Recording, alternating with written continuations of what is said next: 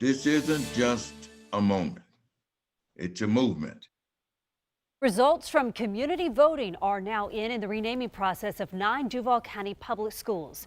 The district releasing a breakdown of the votes. Some of the results you see right here showing support to rename 6 of those 9 schools, including Robert E. Lee High. On your sides, Robert Bradfield is live tonight with community reaction and the district's response to what happens next. Robert? And one of the loudest voices in support of these name changes has come from the man who you just heard from, Ben Frazier, with the North Side Coalition. He tells me today the community got this right, and he hopes the results are honored by Superintendent Dr. Diana Green. Stop playing games. Stop playing games.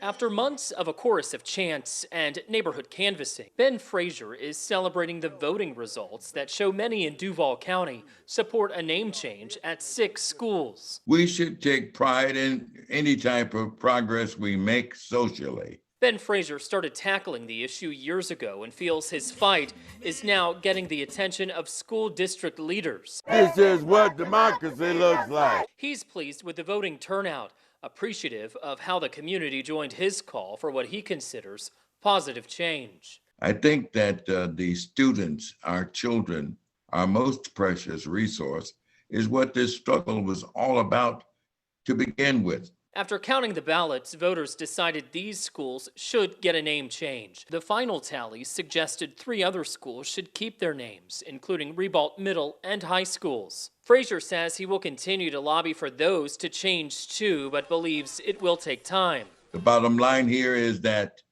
finally, the majority of the people who live here are ready to become one city, one Jacksonville.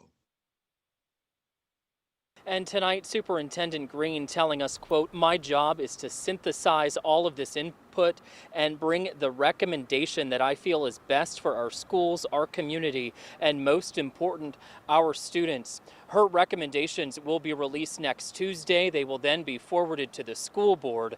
Their vote is set for June 1st.